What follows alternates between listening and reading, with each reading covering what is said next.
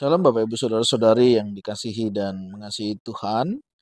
Kita bersyukur kalau hari ini Tuhan boleh memberkati kita. Mari sebelum kita membaca dan merenungkan firman Tuhan, kita berdoa. Tuhan terima kasih, kami mengucap syukur untuk kasih setia-Mu di dalam hidup kami. Kalau hari ini Tuhan kami boleh ada sebagaimana kami ada, ini semua karena berkat dan kemurahan-Mu. Sebentar kami baca firman-Mu, berfirmanlah dan biar kami mengerti apa yang menjadi kehendak-Mu di dalam hidup kami. Kami berdoa di dalam nama Tuhan Yesus Kristus. Haleluya. Amin. Ayat firman Tuhan hari ini terambil di dalam kitab Imamat, pasalnya yang ke-10, ayat yang pertama hingga ayatnya yang ke-7. Saya akan membacakan ayat yang pertama, kedua, dan ketiga. Kematian Nadab dan Abihu. Kemudian anak-anak Harun, Nadab, dan Abihu masing-masing mengambil perbaraannya, membubuh api ke dalamnya, serta menaruh ukupan di atas api itu. Dengan demikian, mereka mempersembahkan ke hadapan Tuhan api yang asing yang tidak diperintahkannya kepada mereka. Maka keluarlah api dari hadapan Tuhan, lalu menghanguskan keduanya sehingga mati di hadapan Tuhan. Berkatalah Musa kepada Harun, inilah yang difirmankan Tuhan kepada orang yang karib kepadaku, kunyatakan kekudusanku. Dan di muka seluruh bangsa itu akan kuperlihatkan kemuliaanku, dan Harun berdiam diri. Amin. Demikianlah firman Tuhan. Mari kita merenungkannya. Bapak Ibu Saudara yang dikasihi dan mengasihi Tuhan, Allah kita adalah Allah yang kudus. Dia sangat mengharapkan kita umatnya hidup di dalam kekudusannya.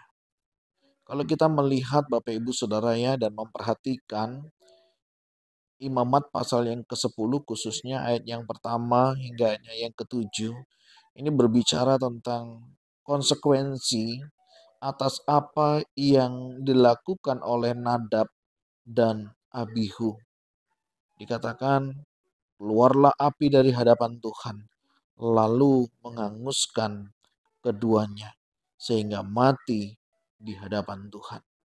Bapak Ibu Saudara, kenapa hal ini bisa terjadi?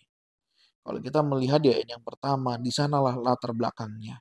Bagaimana anak-anak Harun, Nadab dan Abihu masing-masing mengambil perbaraannya, membubuh api ke dalamnya, serta menaruh ukupan di atas api.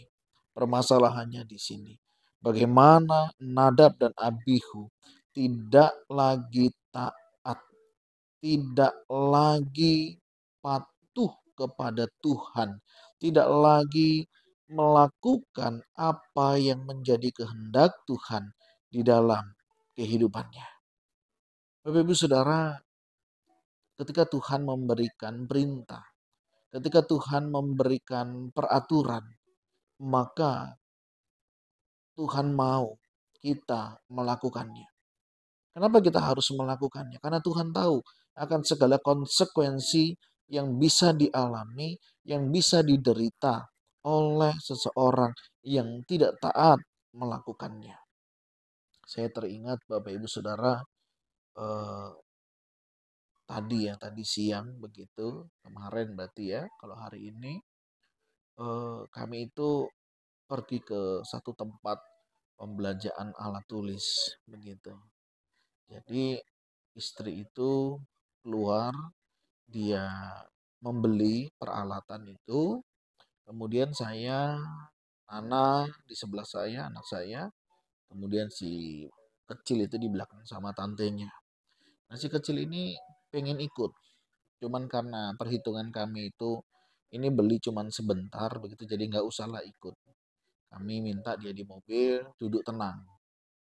Nah pada saat mulai jenuh begitu ya, dia pengen ikut, dia bermain-main, nggak sengaja saudara. Saya sudah ingatkan, no tenang ya, jangan bermain-main di mobil nanti nggak baik, saya bilang. Harapan saya dia bisa tenang, duduk begitu ya. Tapi memang anak saya tidaklah demikian ya. Dia aktif bergerak tanpa sadar, nggak tahu bagaimana tiba-tiba buak, terdengar begitu Bapak Ibu Saudara. Saya langsung refleks pasti ada yang kena ini. Benar Bapak Ibu Saudara. Saya pegang kepalanya, sobek ya di bagian kepala sebelah kanan.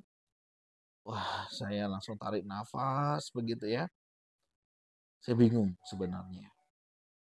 Saya langsung masuk ke dalam toko itu. Saya tanya, jual perban enggak? Jual betadin tidak? Mereka juga bingung. Baru mereka bilang, oh kami enggak jual.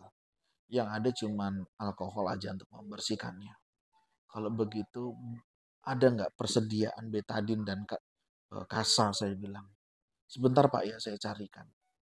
Akhirnya dicarikan, saya lihat lukanya lumayan ya, ada sekitar 1 senti, ya, kurang lebih 1 senti lebih dikit gitu ya. Keluar darah, saya bilang, saya minta tisu dulu sambil menunggu itu semua. Saya tutup pakai tisu, darahnya masih keluar. Kemudian saya masuk lagi ke toko itu, baru ada betadin dan juga kasa. Saya kasih betadin, saya tutup kasa, saya bilang yuk kita langsung ke rumah sakit. Akhirnya kami ke rumah sakit, saya menghubungi ada satu rekan di sana dan langsung aja masuk nanti diproses. Saya bilang sama istri, "Ma, kamu sama Vano langsung masuk sama tantenya, saya akan urus administrasi." Dan saya di dalam, saya selesaikan administrasi, ya bersyukur ya ada BPJS yang sangat membantu. Kami isi data, kronologi kejadian, kemudian istri kasih tahu bahwa ini harus dijahit ya karena ada luka supaya segera tertutup. Oke, kamu di sana saya selesaikan administrasi.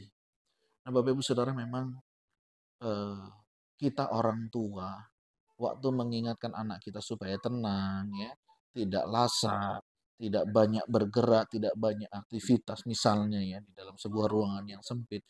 Karena kita tahu ada beberapa hal yang bisa kemungkinan terjadi.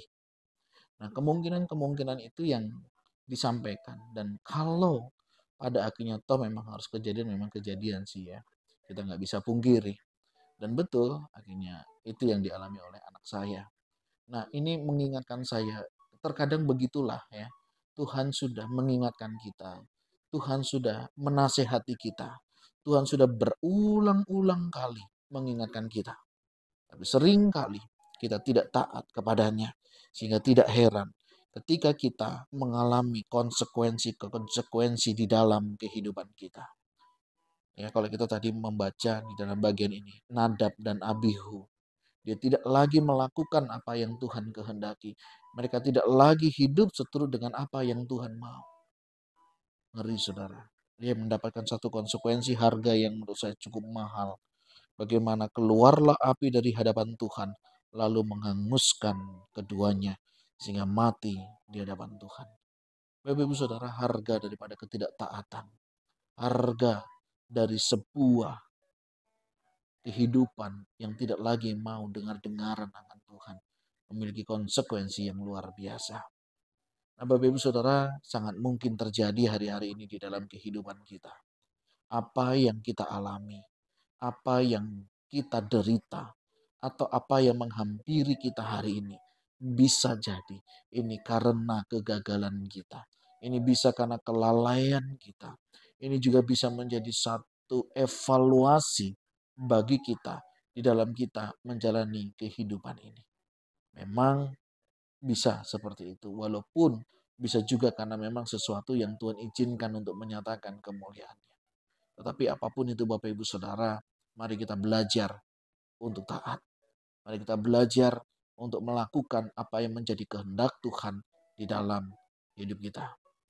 Haruskah Allah mengizinkan sesuatu terjadi di dalam hidup kita, baru kita menyadarinya dan kita mentaati Dia?